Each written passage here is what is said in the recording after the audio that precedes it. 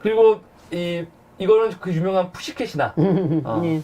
아프로디테의 아들이 에로스잖아요. 근데 사실은 에로스와 관련해갖고도 얘기가 많죠. 에로스가 원래는 보통 우리가 아프로디테와 아레스의 아들처럼 여기고 있는데 그거는 굉장히 후대의 신화 그렇죠. 하고 에로스는 처음 원래는 생긴 거죠. 태초부터 예. 있었던 태초 우라노스보다 더 전에 있었던 아주 그냥 모든 우주 만물에 사실은 그 시작과 함께 있는 게 에로스거든요. 그럴 수밖에 없잖아요. 사실은 사랑이니까. 그러니까 에로스. 에로스가 생명을 원래 번식시키는 힘이니까. 그래서 헬시오도스 같은 신통 같은 거 보면은 에로스가 아주 처음부터 등장해요. 네. 에로스가.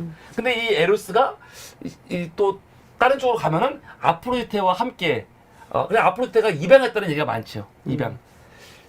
그러니까 이제 이게 그리스 로마 신화로 가면서 그렇게 전부 이제 아프로디테도 우라노스의 실제 자녀인데, 그러니까 말하자면은 태초의 신인데 이쪽으로 와서 제우스의 딸로 변신하듯이 에로스도 같은 사랑이니까 이렇게 끼워 맞춰 갖고 와서 이제 그리스 로마 신화에서 신화가 이렇게 변천돼 가고 있는 걸로 해석하면 되지 않을까 그러니까 싶어요. 신화라는 거는 딱 논리적으로 딱 맞지가 않아요. 그러니까요. 그러니까 에로스도 여러 가지 신화들이 있기 때문에 근데 여기서는 이제 아프로디테의 아들이라는 걸로 해갖고 근데 이 푸시케가 있는데 푸시케가 굉장히 아름다운 여인이거든요. 그렇죠. 근데 출신은 모르겠어. 어디 출신 공주인데 그냥 어디 출신이라고만 나오더라고요. 보통. 나도 모르겠네. 그래서 푸시케한테 언니가 두 명이 있고 푸시케도 있고 하는데 푸시케가 제일 예뻤어요. 근데 이거 저주가 내리죠. 예뻐갖고 아프로디테도 저주를 내리죠.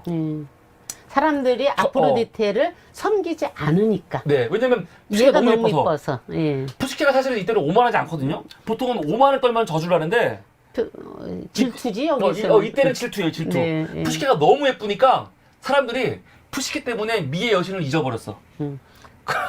얼마나 제사를 예쁘냐. 안 지난 거지. 그러니까 푸시케가 화가 나가지고 원래 아니 푸시케가 아니라 아프로디테가 화가 났어. 아프로디테가 화가 나가지고 원래는 푸시케가 이 많은 남자들한테 구원을 받아야 되는데 어떤 남자한테도 구원 받지 못하게 저주를 내려요. 그래서 자기 언니 두 명은 시집을 가는데 푸시케는 시집을 못 가요. 대신에 신탁을 보니까 푸시케는 괴물이나 아니면 죽음과 결혼할 운명이라고. 그러니까 죽어나는 거죠. 그래서 어디로 데려가냐면 피테스산 정상에 얘를 갖다 놓으면 신랑이 와갖고 푸시케를 데려갈 거야. 이 신탁이 있거든요. 그래갖고 푸시케 스스로가 떠나죠. 거기는 스스로? 아버지가 데리고 갖다 놓은 게 아니라 그러면 제가 여기에서 이제 우리 심청전하고 비슷한 거야. 제가 직접 가겠습니다. 결혼하겠습니다. 그래갖고 그래서 피테스산에 가죠 이렇게. 그래서 기다렸더니 그 서풍에 진 제피로스도 와갖고 제피로스가 내가 네 신랑은 아니고 네 신랑 있는 곳 데려갈게 하고 탁 데려갔더니 기가 막힌 왕국 모든 게 다 갇혀 있고 대신 남편이 얼굴은 볼 수 없어. 밤에 불 끄고 나니까 남편이 딱 와가지고 사랑하는 푸시케 사랑합니다 하면서 너무너무 친절한 다만 얼굴을 못 보여주는 거예요. 내 얼굴을 나중에 보여줄게요. 얼굴 보면 안 돼. 그러면서 정말 만족스러운 생활을 하지요. 그런데 남편 얼굴은 볼 수 없고 본인은 너무 또 심심도 하고 다 있지만 그리고 또 이렇게 완벽한 상황을 또 가족들한테 보여주고 싶고 내가 죽었다고 생각할 거 아니니까 그래서 이거 부탁을 해가지고 제피로스가 언니 두 명을 데리고 와요. 그때 에로스가 승낙을 했을 때 조건을 걸었죠. 네. 무슨 조건을 어떤 조건입니까? 무슨 조건을 걸었느냐면 네. 일단 언니들이 오는 건 좋아. 그런데 어떤 경우도 언니들의 말을 듣지 마. 라는 조건을 걸었는데 그러니까 이제 그 조건을 걸었다는 것 자체가 이미 이제 넘어갈 그 구조를 복선을 깔았다는 그렇죠. 얘기죠. 네. 그리고 또 언니들이 이 동생의 모습을 보고 질투를 느껴갖고 사실은 또 꼬드긴 거죠. 하는 거잖아요 이게 인간의. 인간은 너무 사촌이 땅을 사면 배가 아프다는 말 이게 딱 그거죠. 동생이 죽은 줄 알고 슬퍼했는데 막상 와보니까 너무 잘 살아. 그럼 좋아야 되는데 그게 한쪽에 또 막 가슴이 막 터지는 거죠. 그러니까 사촌이 땅을 사면 배 아프다는 속담이 왜 나왔겠어요? 바로 이 부분. 오히려 약간 그래서 형제지간에도 약간 가난하고 결핍이 있는 집안 형제들은 우애가 굉장히 좋아요. 형제도. 그런데 웬만히 이제 그 갖춰진 경우가 그러니까 다툼이 일어나는 거지 결핍이 있는 가족끼리는 흥분해 가족들은 잘 살고 놀분해 이런 것하고 비슷한 거지. 인간의 그래서 속성인 거지. 어른들이 와가지고 그냥 잘 지내는데 갑자기 뭐라고 하냐면 남편 얼굴을 본 적이 없다고 하니까 그 남편이 정말 괴물 아니야? 지금 너 이렇게 보니까 좀 살도 찐 것 같고 이거 너 지금 이렇게 잘 먹여갖고 살찌게 한 다음에 자아 먹으려는 거 아니야? 그렇게 말도 안 되는 걸 하는데 또 거기 넘어가요, 푸시케가. 그래서 옆에 보면은 칼이 있잖아요. 칼을 주면서 잘 때 몰래 한번 보고 괴물이면 죽여라. 근데 거기에 넘어가, 인간은. 그게 문제야. 자기 상황이 지금 다 좋은데도 불구하고. 그래서 밤에 에로스랑 같이 잠을 잘 때 이 램프를 갖고 얼굴을 싹 확인했더니 날개가 있고 신인 거예요. 그래서 놀래가지고 이 램프 기름을 떨어뜨리거든요. 떨어뜨려갖고 에로스가 이 기름에 부딪혀가지고 기름이 닿아가지고 여기가 다쳐요. 조금 어깨가 이제 기름방울이 떨어지죠. 다치죠. 상처를 받아요. 그리고 깜짝 놀래가지고 실망하는 거죠. 왜 사랑을 의심하냐? 하면서 에로스가 떠나버리죠. 사랑을 의심하는 거에 대해서 에로스가 그러니까 이때 푸시케가 한탄을 하면서 가슴 아파하는데 그래서 어떡하냐? 본인이 에로스가 있는 데까지 찾아가죠. 이때부터 이제 올가미가 시작되는 겁니다. 이 시어머니의 아프로디테의 이 시어머니 버전 나오는 거죠. 그게 이제 근데 사실은 4단계로 만들어지잖아요. 네.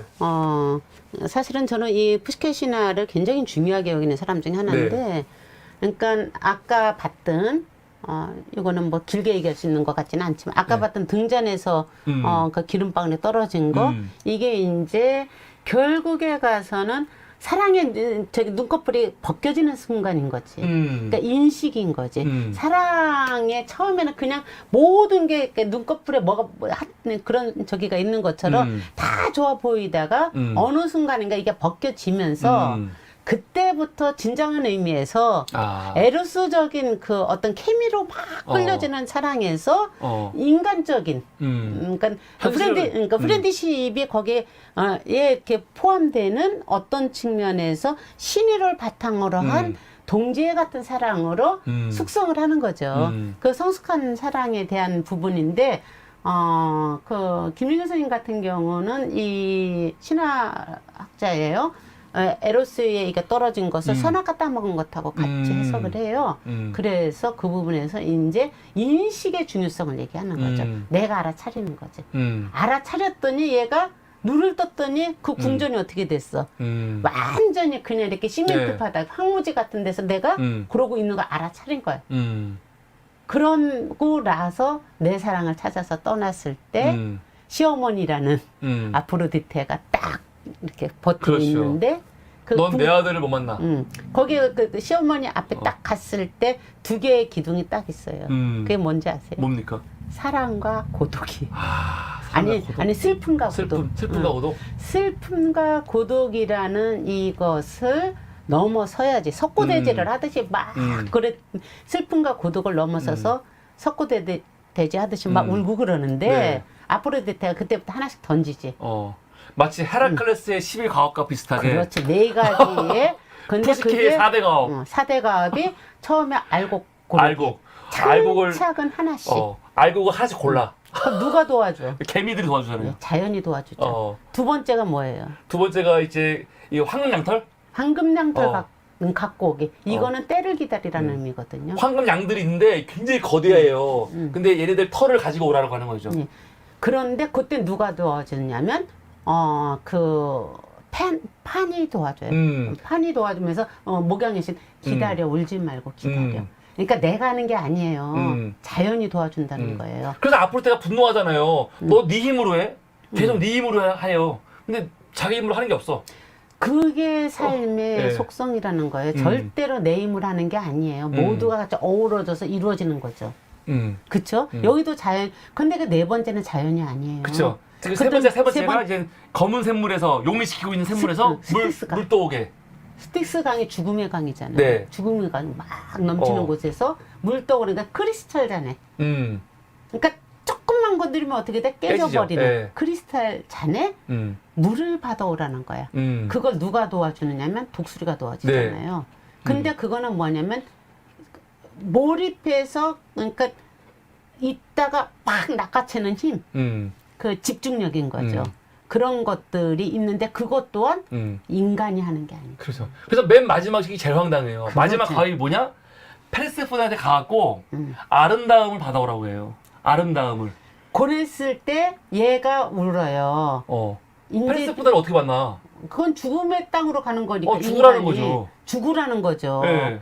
그랬을 때 누가 도와주느냐면 거기에 탑 위에 올라간다는 거예요. 네. 탑이 와르르르 무너진 탑 위에 올라가는 것이 인간의 지혜라는 거예요. 탑은 인간의 문명이잖아.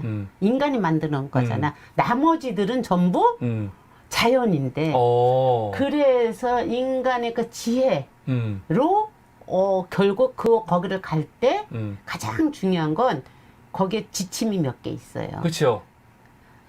스틱스 강에 갔을 때 우리 케르베르스한테는 동전을 주고 그 다음에 그들이 그러니까 지옥에 있는 자들이 뭐를 하느냐면 아니, 음식을 가져야 되는 음식을 그래서 케르베르스한테 먹이고 하나 주고 그런데 뭘 하느냐면 도와달라고 해서 도와주면 안 된다는 얘기거든요. 이게 굉장히 중요한 얘기잖아요. 그러니까 무조건 걔네들이 너한테 많은 걸 요구를 할 텐데 그걸 모르는 척하고 가야 된다라는. 예.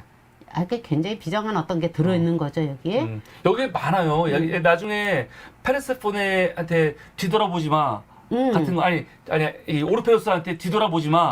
이런 게 다 같은 맥락인 거죠. 다 같은 맥락이죠. 그랬을 때 이제 저는 그 푸시케 이 네 번째 이것이 결국에 가서는 이제 백설공주 나오는 거야. 네.